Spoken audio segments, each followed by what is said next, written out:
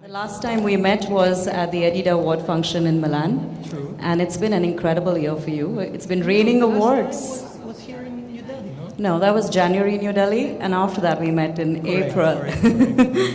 And it's been a year of awards and a milestone exhibition in Tel Aviv.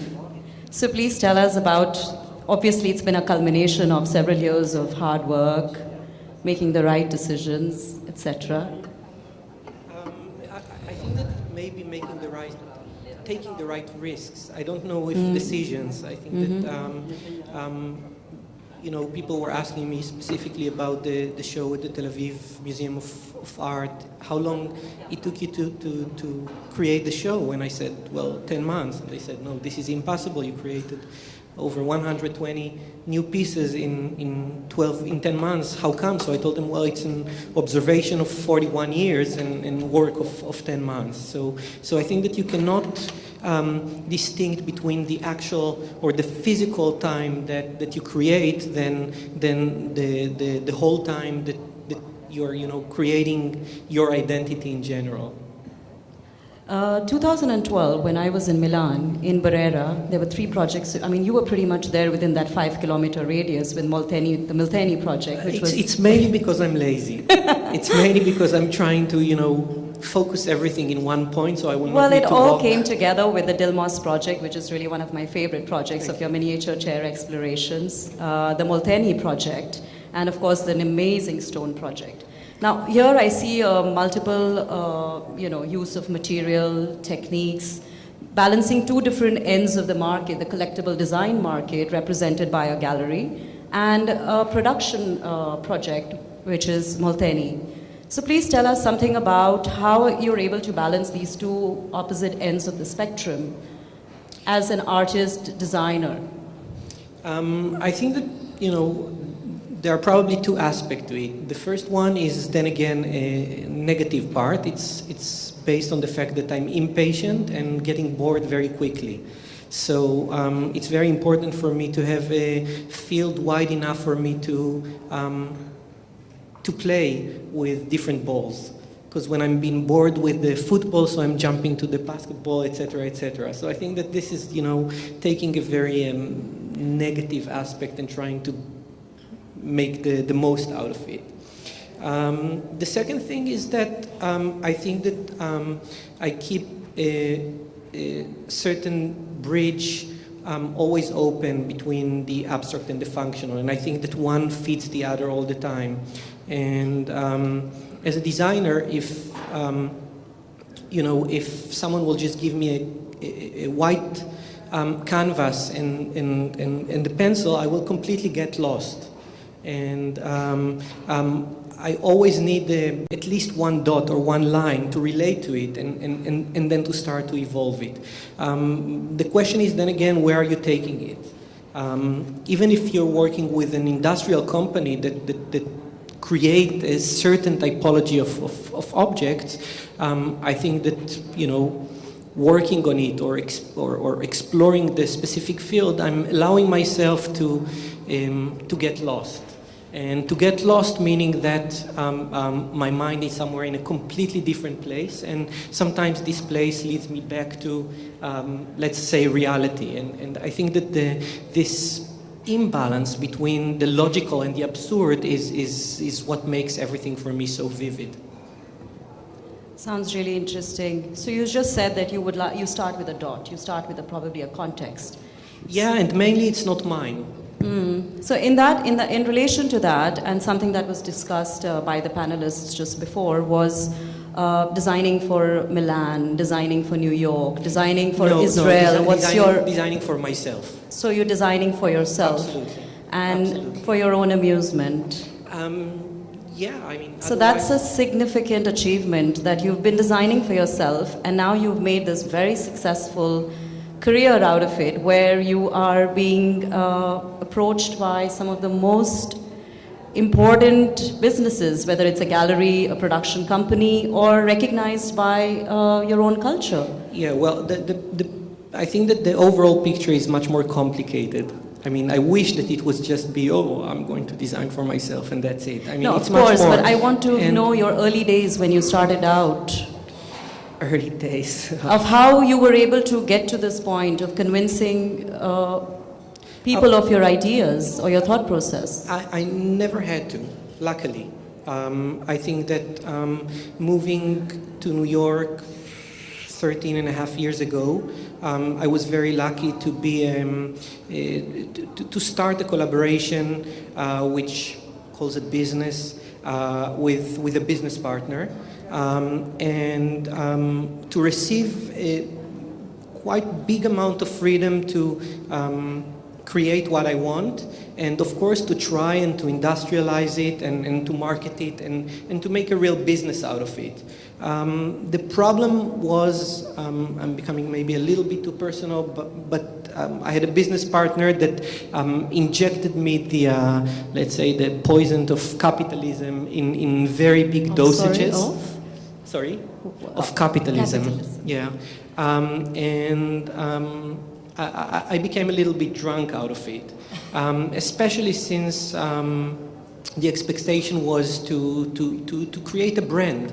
I mean, to create a company, while in my nature, I cannot be a boss of anyone, I cannot tell anyone what to do, etc., etc. So I started picking up my employees based on very strange characters, for instance, based on their nationalities. I wanted to choose only people that are coming from nationalities from places that I've never been to, because I wanted to travel the world through their minds, basically. The second aspect, if they are smoking, and the third one, if they play ping pong. So obviously, hiring people according to these aspects, it's a recipe for a disaster. I think that's where it started, and you know, for 9 years we were struggling on one hand. On the other hand, I did have the right stage in order to create whatever I want, and luckily it was good enough, or let's say intriguing enough to attract the attention of the media, of curators, etc., etc. Even though that financially it was a complete disaster.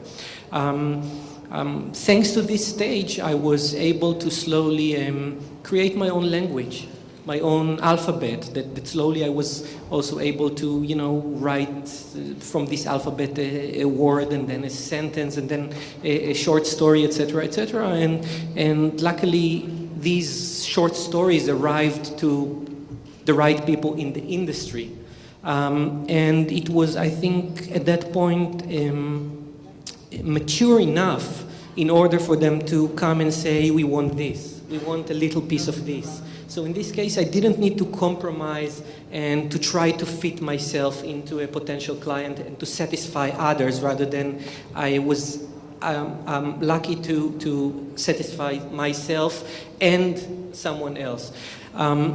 However, again, I mean, it's more than just this. Obviously, I think that a fruitful collaboration with a partner is also to give a lot of respect to the person that stands in front of you, and it means that you must learn their culture, their history, their catalog. We are talking here about companies that exist for 50, 70, even more years, and you cannot just come in a very selfish way and say, okay, this is my fingerprint and here I stamp it. So it was also about learning how to be a little bit more flexible, giving a little bit more respect to who they are and their identity, and trying to not force or impose who you are, but blend it in a more natural way.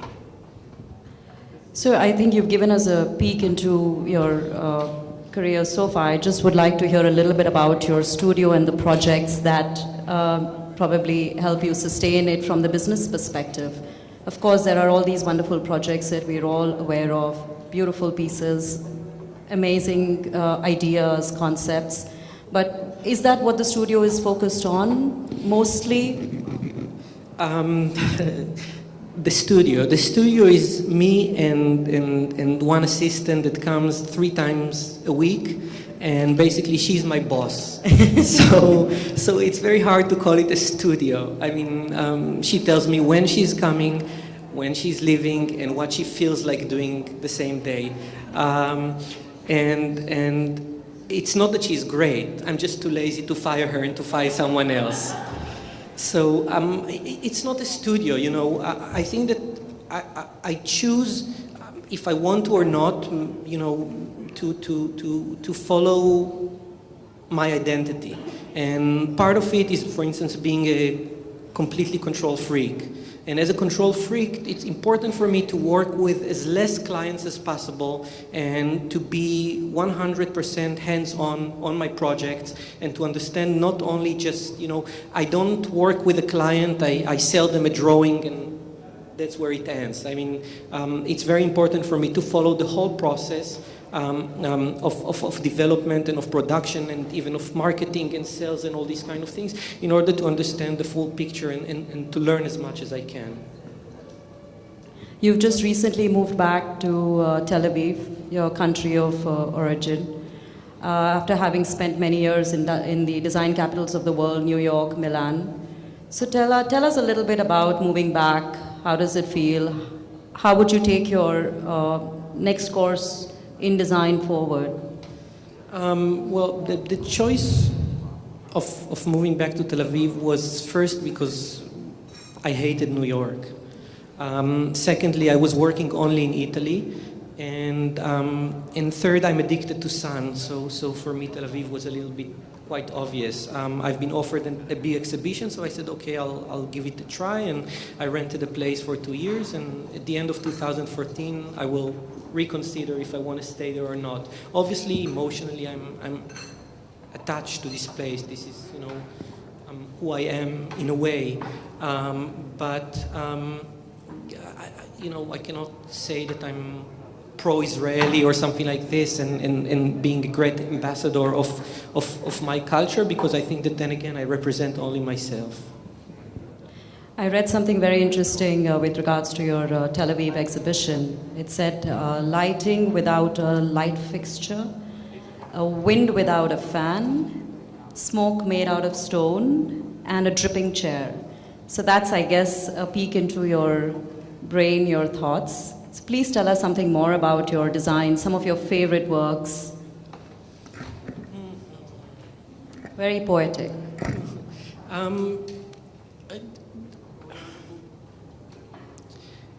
I think that having the chance of having almost a complete freedom, both financially and you know, having a show at the museum, the boundaries are very, very loose. And for me, it was extremely important to try and push my work to places which becomes completely absurd. And I think, you know, quoting what you just said, saying words basically a very clear description of what you will see in this exhibition. Sounds fantastic. Tell us about your visit. I think this is your second visit to India? Yeah. Yeah, please tell us about your experience, your views, your experience. Well, it's hard to come to conclusions after only, you know, 2 visits. The first one was only 3 days, and here I just arrived yesterday. So it's I'm still observing. I'm still smelling. I'm still, you know, trying to understand. It's a complete chaos for me. I mean, both visually and physically, and you know, I'm looking for a certain order, something, you know, which is more logical also through my eyes and not just through the local eyes. I don't know. I mean, to be honest, it tempts me to know more. But I cannot put my finger and say exactly what attracts me right now and what, you know, not very attractive to me. Well, we're hoping for future collaborations with you working with our incredible, you know, craft base. Having seen your stone project, I think there are limitless possibilities of a certain thought process interpreting a very, very cultural, strong base that India has. Yeah, but you know, sorry, I think that what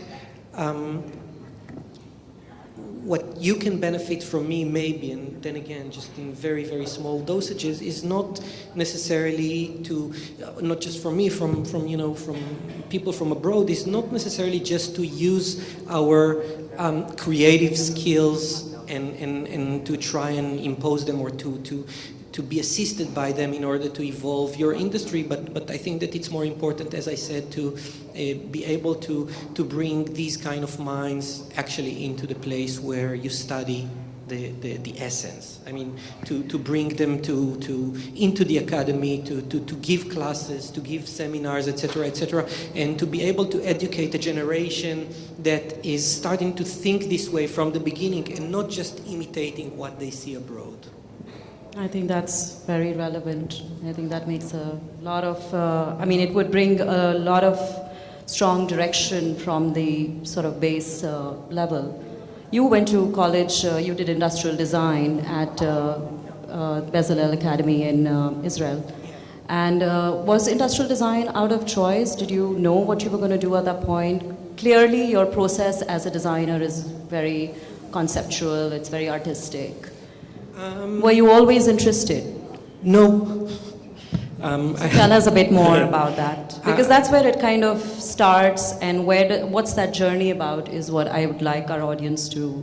I think that I don't know how inspiring it is, to be honest with you, but I think that as a child I was mentally, it was very hard for me to connect with the outside world, socially, etc., and I found my world on my desk, between the relationship between my mind, the pencil, and the piece of paper, and that's how I started drawing, basically.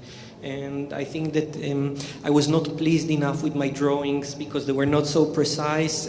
So suddenly I've been introduced to a ruler, and suddenly the lines were becoming so perfect, and the two-dimension became, I started to learn perspective, and suddenly it became three-dimensional, and I don't know, when I went to high school, I had a choice between going to study, literature and all these kind of things, or actually a physical thing, and I studied to choose architecture, and for 4 years I studied architecture, and I think that I realized that I'm just too impatient child to wait until the age of 40, 50 to have my first creation, a building, if I'm good enough. In reality, and I decided that I'm going to stay in the realm of function and just reduce scale, and that's why I went to study industrial design. I think that over there, maybe there were a little bit too many rules, and I was not very pleased with it. So also over there, I created basically my own agenda in college. That's why they never gave me a degree.